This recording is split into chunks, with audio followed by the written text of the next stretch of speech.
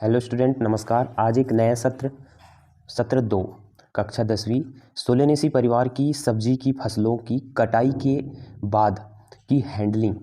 बच्चों, कटाई में हमको क्या क्या चीज़ों की सावधानी रखना चाहिए, किस टाइप से कटाई करनी चाहिए, ये सारी चीज़ों के बारे में आज हम पढ़ेंगे विस्तृत, है ना।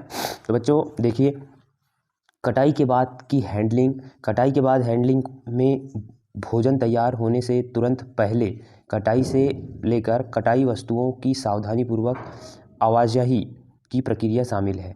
जो हम सब्जियों को काटते हैं, सब्जी बनाने के पहले काटने के पूरी प्रोसेस को किस टाइप से करना है, ये सारी चीज़ें हम यहाँ पे आज जान रहे हैं, है ना। तो जब भी हम सब्जियों को काटते हैं तो क्षतिपूर्व ना हो, ये चीज़ों का ध्यान रखना है, ठीक है। नुकसान किस कारण से हो जाते हैं ये ध्यान रखना है। किस टाइप से हमें प्रूनिंग करना है, सफाई करना है, छटाई करना है, ग्रेडिंग करना है। ग्रेडिंग मतलब छांटना है ना।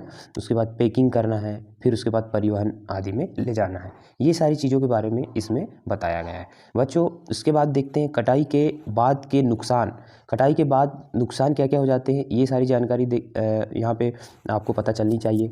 कटाई पर लापरवाही की अनुचित विधि अगर रही तो बहुत नुकसान हो जाता है। अगर आप बेकार तरीके से कटाई कर रहे हो तो आपको नुकसान हो जाएगा। दूसरी बात, उत्पादन के लिए यांत्रिक चोटें, मतलब उत्पादन के लिए यांत्रिक चोटों से भी नुकसान होगा, ठीक है। बहुत सारी संक्रमित और सड़ी हुई उपज की उपस्थिति के कारण बहुत सारा नुकसान हो जाएगा। अनुचित क्यूरिंग, अनुचित पैकिंग है, पैकिंग कर रहे हो एक अलग तरीके से, बेकार तरीके से पैकिंग कर दिया आपने तो दिक्कत होगी, नुकसान होगा। बेहतर भंडारण की स्थिति ना होना है, आलू का अंकुरण, परिवहन में कट आदि लग जाना, है ना। ये सारी चीज़ों से नुकसान का कारण बन सकता है ना। फिर उसके बाद देखते हैं कटाई के बाद की तकनीक के उद्देश्य।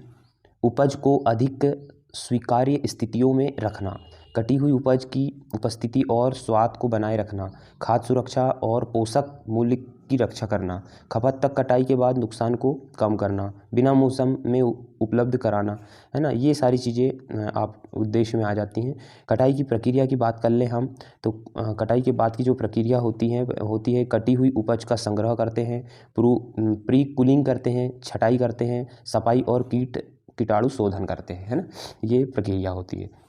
उसके बाद में और कुछ प्रक्रिया हैं, सुखाना, उनको ग्रेडिंग करना, अन्य उपचार करना, पैकिंग करना, भंडारण करना और फिर परिवहन करना। ये सारी चीज़ें क्या हैं, कटाई की बाद की प्रक्रियाएं हैं, ठीक है। अगर ऐसे क्वेश्चन बन गया, आपको क्वेश्चन आ गया, पूछ सकता है कि कटाई के बाद की प्रक्रियाएं कौन कौन सी हैं, तो कम से कम 5 प्रक्रिया बताओ। तो यहीं से आपको, इन्हीं 10 में से आपको 5 लिखना है ना। तो बच्चों आगे देखते हैं कटी हुई उपज का संग्रह। बागवानी की उपज बहुत नाजुक होती है क्योंकि पानी की मात्रा अधिक होती है इसमें, है ना। क्योंकि साकी पौधा होता है, साकी सब्जियां होती हैं, कठोर नहीं होती हैं, तो इसलिए क्या होता है कि ये बहुत मुलायम होती हैं। और कटाई के बाद हल्की चोट या दाग धब्बे, पेंच और चोटों के रूप में प्रतिबिंबित हो सकता है। कटाई हुई मतलब उनको बहुत ही कम, मतलब उसमें क्या है, धक्के में भी ख़राब हो जाती हैं सब्जी। तो आपको ये चीज़ों का ध्यान रखना है, थोड़े हिसाब से करना है ये सारी चीज़ें, है ना। पूर्व छटाई करें, प्री कूलिंग, ये चीज़ों का ध्यान रखना है। प्री कूलिंग की कौन कौन सी विधि हैं, किस किस से विधि से आप प्री कूलिंग कर सकते हैं ना।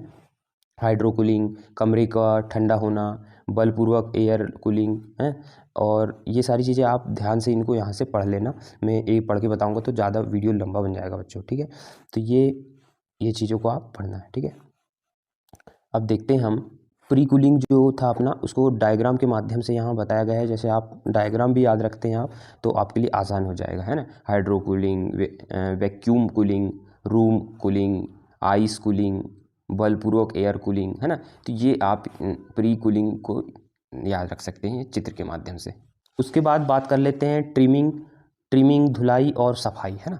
देखिए, सब्जी को आप जब काटेंगे आप और लाएंगे तोड़ करके, तो आपको क्या करना है, मिट्टी झड़ा लेना है। धूल हटाने के लिए उत्पादित फसल को धोया जाना ही क्या कहलाता है, ट्रिमिंग, धुलाई, सफाई, ठीक है। इसको और आगे कुछ समझाने की आपको ज़रूरत नहीं। फिर उसके बाद सुखाने की बात कर लेते हैं। ऐसी सब्जियां जिनको सुखाने की आवश्यकता होती है, ठीक है। तो धोने और प्री कूलिंग करने के बाद उपज को उत्पादन में वांछित नमी के स्तर तक सुखाना, मतलब कि उतने स्तर तक सुखाना है आपको जितनी ज़रूरत है ना, सुखाना उसी को बोलते हैं, ठीक है। फिर वैक्स को कटाई की गई सतह पर इसलिए लगाया जाता है हैंडलिंग और विपणन के दौरान पानी के उड़ने को रोकना, चोट और निशान से बचाना, प्रवेश के स्तर को सील करना, है ना, ये सब वैक्सिंग में आ जाता है ना।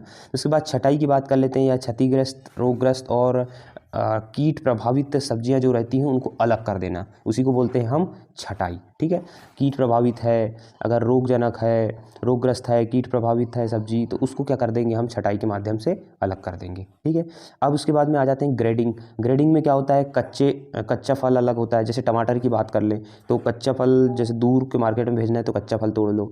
गुलाबी फल तोड़ना है टमाटर का तो आपको थोड़े पास में भिजवाना है तो गुलाबी तोड़ सकते हो। ठीक है, और अगर आपको लोकल मार्केट में, आपके मार्केट में भेजना है तो फिर आप क्या कर सकते हैं, बिल्कुल लाल टमाटर आप तोड़ेंगे। ठीक है, ये 3 प्रकार की विधि अलग अलग करना टमाटर को ही ग्रेडिंग कहलाता है। क्या कहलाता है, ग्रेडिंग कहलाता है। ठीक, उसके बाद पैकेजिंग की बात कर लेते हैं। पैकेजिंग आप अच्छे से करें, परिवहन में सुविधा हो ऐसी पैकिंग करें।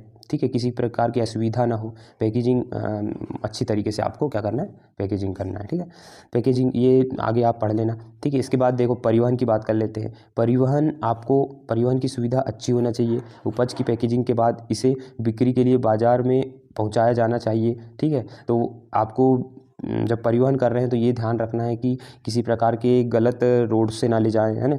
रिक्शा, गाड़ी, जीप, रेल, ट्रेनों आदि का उपयोग कर रहे हैं तो लोड करें, अच्छी व्यवस्थित तरीके से करें, चोट ना लगने दे उसको, है ना। ये सारी चीज़ों को याद रखना है आपको।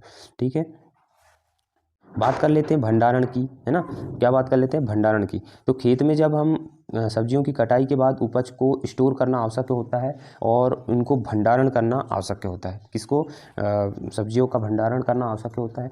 तो भंडारण जब हम करते हैं तो हमको कूलिंग का ध्यान रखना है, किस टाइप की कूलिंग रखना है, किस टाइप की सुविधा देना है, ये सारी चीज़ें भंडारण में याद रखना है। खेत से सब्जियों की कटाई के बाद उपज को स्टोर करना आवश्यक है जब तक कि यह बाजार तक ना पहुंच जाए। इसलिए उत्पादन को खराब होने से बचाने और इसके सेल्फ जीवन को बढ़ाने के लिए हमको क्या करना है, भंडारण गृह में कर देना है। और भंडारण गृह का तापमान और सापेक्ष आर्द्रता मुख्य कारक है जो संग्रहित उपज के श्वसन और वाष्पोत्सर्जन को प्रभावित करते हैं।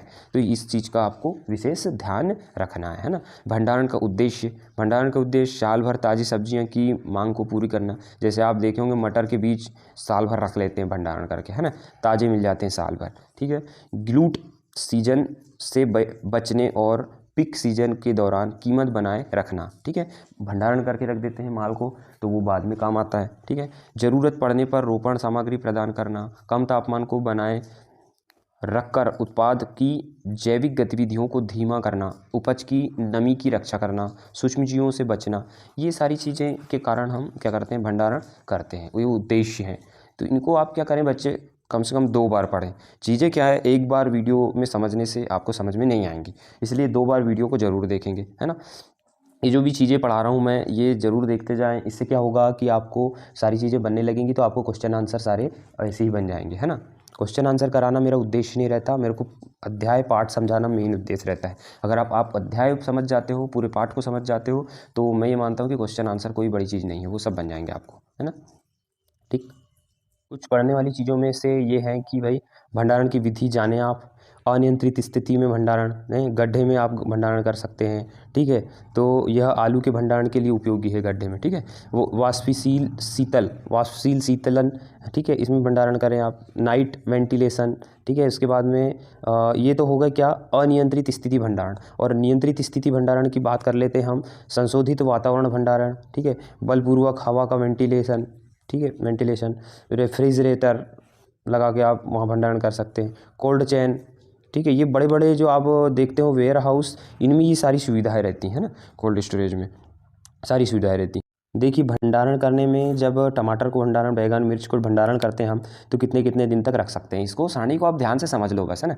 तो देखो टमाटर की बात करेंगे अपन, तापमान 7 से 10 रखेंगे, सापेक्षिक आर्द्रता 85-90 रखेंगे और ये 4 से 7 दिन रह सकता है, परिपक्व और लाल टमाटर है तो। अब टमाटर हरा है तो इसको हम 1 सप्ताह से 3 सप्ताह तक रख सकते हैं। ठीक है, ये 4 से 7 दिन और इसको 1 सप्ताह से 3 सप्ताह तक रख सकते हैं, हरा टमाटर है तो। बैगन है तो इसको 1 सप्ताह तक रख सकते हैं। मिर्च है तो 2 से 3 सप्ताह तक। आलू है तो इसको 2 से 5 सप्ताह तक हम रख सकते हैं ना। ये एक सारणी को समझने के लिए बस बोला है मैंने कि आप समझ लेना। अब देखो इस टाइप से आपको क्या करना है, टमाटर को अच्छे से व्यवस्थित ढंग से जमा करके रखना है। देखो ये टमाटर में अलग अलग प्रकार का यहाँ पे टमाटर है, देखो हरा अलग है ना, हरा अलग है, पका अलग है, ये देखो ये गुलाबी है, ये पका है, ये अलग अलग टाइप से अब फिर यहाँ से तोड़ के लाए हमने इसको। तो अब इनको क्या क्या ग्रेडिंग करना है, ग्रेडिंग करना, अलग अलग करना ही ग्रेडिंग करना। अभी नीचे पढ़ोगे आप उसको। और इस टाइप के डब्बे में आपको क्या करना है, पैकिंग करना है ना। ये ध्यान रखना है आपको, सावधानी रखना है पैकिंग करते समय कि किसी भी टाइप से कोई टमाटर दबे ना, है ना। आपको व्यवस्थित ढंग से करना है। कटाई के बाद हैंडलिंग करके ही तो हम टमाटर को काट के लाते हैं, है ना। इसको हैंडलिंग को आप पूरा पढ़ लेना बच्चों, ठीक है। ग्रेडिंग मैंने आपको बता दिया, हरा टमाटर अलग, गुलाबी टमाटर, हरा टमाटर अलग, गुलाबी टमाटर अलग, और लाल टमाटर, परिपक्व टमाटर अलग। अलग अलग छांटना ही ग्रेडिंग करना कहलाता है ना, ठीक है। मिर्च की कटाई के बाद हैंडलिंग करना उनको, ठीक है। ये सारी चीज़ें आप बिल्कुल ध्यान से यहाँ से पढ़ लेना। ग्रेडिंग तो मैंने पूरा समझा दिया आपको, ठीक है। तो बच्चों ये जो चैप्टर है, आप ध्यान से अगर एक बार इस चैप्टर को पूरा पढ़ते हैं तो ये मान के चलिए कि बहुत ही अच्छे से आपको पूरी चीज़ें समझ में आ जाएंगी, है ना। तो इसके क्वेश्चन सारे बन जाएंगे अगर इस वीडियो को आप 2 बार देख लेते हैं ध्यानपूर्वक और बुक से पढ़ लेते हैं तो आपको पूरी चीज़ें बन जाएंगी। तो यहीं पे आज आपका इकाई 4 पूरा ख़त्म होता है। अब नेक्स्ट वीडियो में हम मिलेंगे इकाई 5 के साथ, ठीक है। तब तक के लिए नमस्कार दोस्तों।